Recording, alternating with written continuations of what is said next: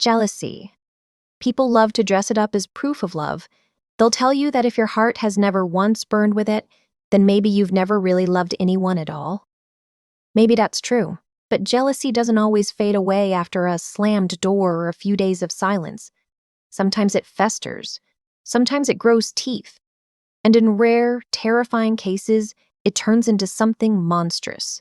This is the story of a man the world would come to know as Ryan Jombang, and how one flash of jealousy unraveled into one of the most horrifying killing sprees in Indonesian history. This case involves murder, violence, and the death of a child.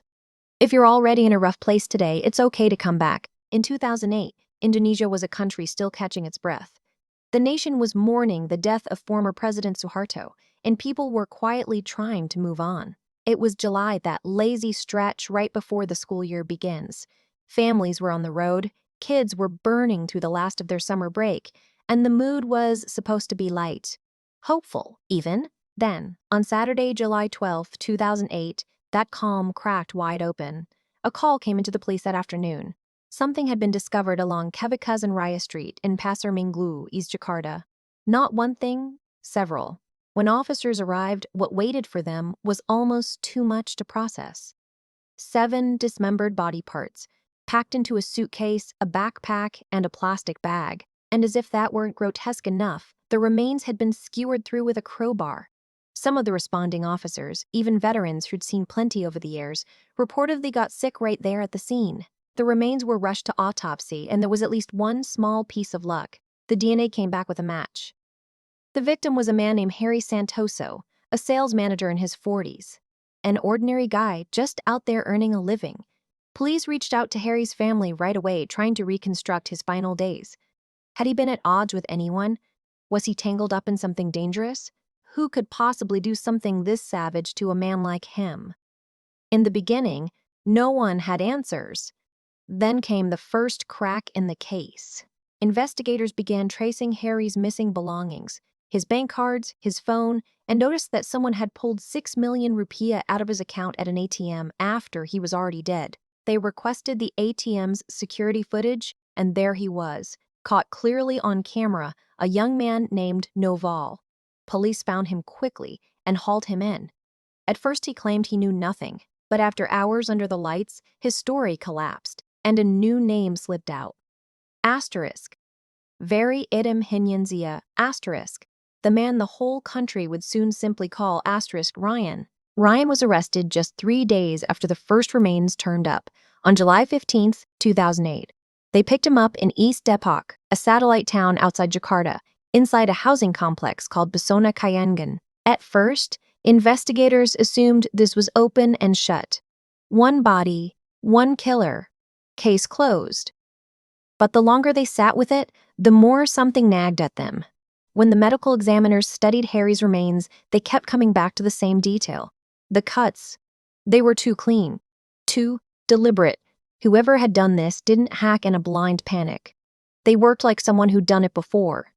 So police pulled Ryan back into the room for round 2. This time, they pressed harder, and the way Ryan behaved was deeply unsettling, almost cheerful. He'd smile, even chuckle, as if the topic on the table weren't a man he'd dismembered and folded into a suitcase. Eventually, after hours of relentless questioning, he gave it up. This had not been his first kill, not even close.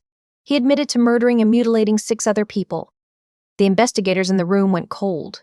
How does that many people simply vanish without anyone raising an alarm? No connections, no reports, nothing. A team was dispatched to his father's house back in Jombang, East Java, and what they unearthed there dwarfed everything that had come before. Not 6 bodies. 11 human beings, erased and buried in the backyard like garbage. When the news hit, the entire nation reeled. The details were so grim that some news anchors reportedly struggled just to read them aloud. Families of missing people across Indonesia spiraled into panic. What if my brother was one of them? What if my daughter crossed paths with this man? So who exactly was he? Verry Idham Henyansyah, Ryan Jombang, as the press christened him, was born on February 1, 1978, in a rural corner of Jombang in East Java. From the outside, his family looked unremarkable, modest, close to their neighbors, just getting by like everyone else. Behind closed doors, though, the picture was very different. By the accounts that later came out, Ryan grew up in a violent home. His mother had a fierce temper, and when she and his father fought, that rage often landed on him. Slaps, shoves, blame for things that weren't his fault. On one occasion, she reportedly pushed him hard enough that he struck his head on a piece of furniture. Small childhood mistakes were treated like grave offenses. It's the kind of environment that leaves marks you can't see. Over time, resentment hardened into something darker inside him. People close to the case would later point to that bitterness as part of what shaped him. Though it's worth saying plainly that a difficult childhood explains nothing about the choices he later made. Plenty of people survive far worse and never harm a soul. By 1995, while he was still in middle school, things escalated badly. After one especially brutal beating, something in him gave way. He reportedly walked calmly to the kitchen, took a knife, and chased his own mother through the house until she fled to a neighbor's home in tears. That same year, she had him admitted to a hospital in Mojokerto for about 2 weeks. Whatever happened in that stretch, he came back, changed. Quieter, more withdrawn, more inward. At school, he stayed gentle and well-liked. He loved to dance, was drawn to performance, and had a singing voice people genuinely admired, clear enough to win him prizes at competitions. Classmates noticed he was a little different, but to them, he was still the same sweet, hardworking kid. Underneath that surface, though, something was quietly building. His school years grew unsettled. He bounced between high schools, never quite landing anywhere, and eventually drifted toward Jakarta. And the city was nothing like the village. In Jakarta, nobody watches you. Nobody cares who you are as long as you don't get in their way. For Ryan, that anonymity felt like freedom. The lights, the clubs, a whole new world with no one looking over his shoulder. He fell into the city's nightlife and was dazzled by it. The glamour, the wealth, the luxury that always seemed just out of reach. He wanted that life desperately. He started partying, hopping from one upscale apartment to another, spending far beyond his means, performing a version of himself that wasn't real. But money runs out. After a few years, reality caught up, and he retreated back to Jombang to lie low before eventually returning to Jakarta a second time. It was during that second run that he met Novel, the man who'd become his partner, and, without realizing it, his link to a trail of bodies. Fast forward to 2008. Ryan was living alone in an apartment when he met Harry Santoso, the 40-year-old sales manager. At first, it was easy and casual. Ryan liked Harry's looks. Harry liked Ryan's playful, outgoing energy. They became friends, the kind whose banter sometimes drifted into flirty territory. Mostly, they met in public. Restaurants, cafes, neutral ground. But after a while, Ryan decided to invite Harry over for the first time. On July 10, 2008, Harry came to the apartment. He wandered around, complimenting the place, until his eyes landed on a shelf. There was a photo, Ryan beaming, his arm draped around another man. Harry asked, lightly, who it was. Ryan said it was his boyfriend. What should have been a harmless moment turned. Harry made a crude throwaway joke, saying the boyfriend was good-looking, asking half seriously if he could buy a night with him, offering money, even a car. To him it was nothing, just dumb talk. To Ryan, it was a spark on dry grass. Without warning, Ryan struck him. It exploded into a brawl. 2 men grappling and trading blows across the room, but Ryan couldn't overpower him, so he broke for the kitchen, grabbed a knife, and stabbed Harry in the stomach. The wound dropped Harry but didn't kill him. He crumpled to the floor, clutching the injury, pleading for help. Ryan just watched. Then he dragged him into the bathroom. He went out again, this time for a crowbar. When Harry tried to crawl away, Ryan returned and used it and didn't stop until it was over. Harry Santoso was dead. What came next, Ryan had done before, back home. He returned to the kitchen for his butcher knives and dismembered the body, then packed the pieces into suitcases and bags. He flagged down a cab and had the driver loop casually through the city while he discarded the remains in different spots. In his mind, it had all gone smoothly. Later that night, he called Novel and invited him over. When Novel arrived, Ryan reportedly laid out everything.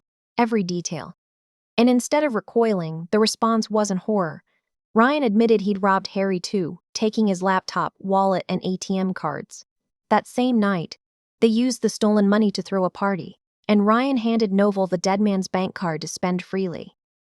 Outside their bubble, though, the real world was closing in. The next morning, headlines broke about the body parts found in Pasar Minggu. But no name yet, no suspect. Ryan stayed holed up in his apartment, watching the coverage, smug, convinced he'd slipped away clean. Then came the mistake he couldn't take back. Harry's family noticed money draining from his account after his death. They traced it to the ATM footage, to Novel. Under pressure, Novel broke and gave up Ryan's name. At a later press conference, a journalist asked Ryan whether he felt any remorse. He didn't speak. He simply drew a cloth over his face and gave a slow, silent nod. On July 20th, 2008, police brought Ryan back to the family home in Jombang. They deployed hundreds of officers, prepared to comb through every inch of the property. Inside his old bedroom, they found a hammer, still marked with blood, and fragments of bone tucked away. When they asked where the bodies were, Ryan said nothing. He just pointed toward the backyard. They began to dig. 4 bodies came up first. A week later, 6 more in another concealed grave. 11 victims in total. The story consumed Indonesia. You couldn't open a paper, switch on the TV, or sit down at a cafe without it. The media held nothing back. The gruesome specifics. His face everywhere. The grim scenes replayed again and again. The remains went for forensic identification, and what came back chilled the public even further.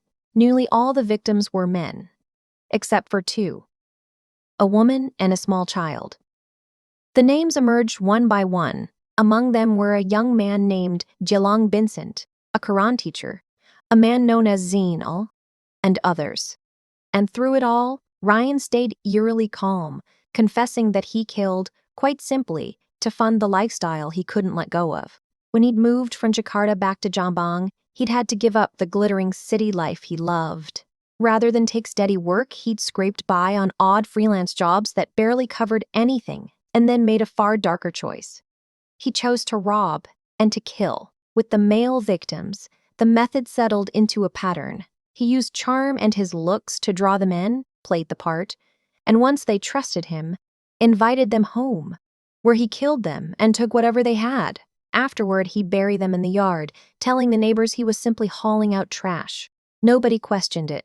But 2 of the victims didn't fit the pattern at all, and their story is the one that's hardest to sit with. Nanak was a woman Ryan had gotten to know at a gym he frequented. With her, there was no flirting, no scheme at first. She was simply kind to him, treated him like a friend with no judgment and no gossip. They'd talk, work out together. For a brief while, he experienced something rare for him, an ordinary human connection. And then he noticed her jewelry, the gold she wore, the necklaces, rings, bracelets, and his mind drifted to what it could buy him, the life he kept chasing. He invited her over, telling her he wanted her to meet his family. Trusting him, she came, even bringing fruit and snacks as a small gesture. Her 3-year-old daughter, Sylvia, came along, as she always did. For a time, it seemed normal. They talked, and Ryan even played with the little girl. Then he turned on them. He attacked Nanak, and when her young daughter tried desperately to protect her mother, Ryan killed the child too. Afterward, he stripped the gold from Nanak's body and buried mother and daughter together in a shallow grave behind the house. It's the part of the case that, even now, people can't quite say out loud. When the public learned of it, the outrage swelled into something national, and inevitably the questions turned to his parents. How could they not have known? How does someone bury that many bodies in the family backyard unnoticed? Rumors swirled that they must have been complicit. His mother insisted otherwise, saying she and his father worked away from home most days and had no idea what their son was doing in their absence. Meanwhile, the family home became something grotesque, a kind of tourist attraction. People drove in from hours away to gawk at the place, recording videos and taking selfies. Some shouted slurs, latching onto Ryan's sexuality as if that explained anything, which of course it doesn't. His orientation had nothing to do with why he killed.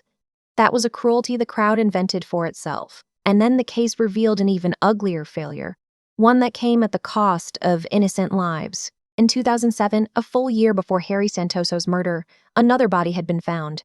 A young man named Aldo, discovered in a sugarcane field in Jombang. Field workers found him at dawn and reported it immediately.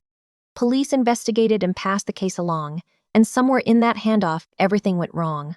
A missing person report from Aldo's family had come in just before his body surfaced. His father and brother were called to identify him. But rather than confirming the identity with a proper DNA test, investigators leaned on visual cues: a limp, his teeth, his nails, his haircut. No lab work. No real forensics, just a hurried confirmation, and the case was closed. Nobody dug deeper. Nobody asked whether it might be part of something much larger.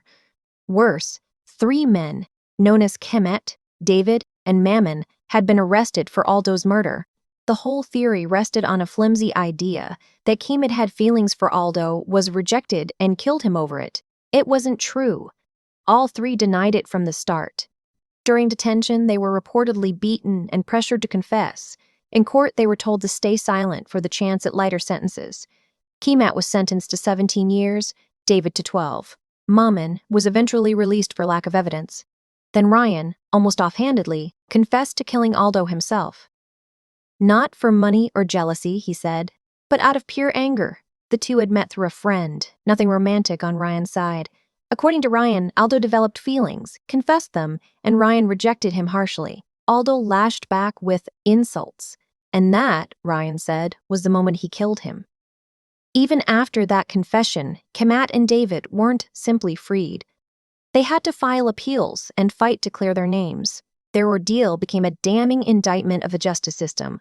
Criminologists openly accused authorities of caring more about closing cases quickly than getting them right. And astonishingly, Aldo's murder wasn't even folded into Ryan's official tally of 11. It just sat there, a separate, half-forgotten footnote. A police spokesperson announced that Ryan would be prosecuted under Article 340 of the Criminal Code, carrying penalties of 20 years, life imprisonment, or death. Because the crime spanned 2 locations, Jakarta and East Java, 2 departments were involved, and the Supreme Court ultimately set the trial in Depok. After roughly a year in court, the verdict landed on April 6, 2009. Death. During his appearances, Ryan seemed, at least on the surface, to transform. The flamboyant party persona was gone.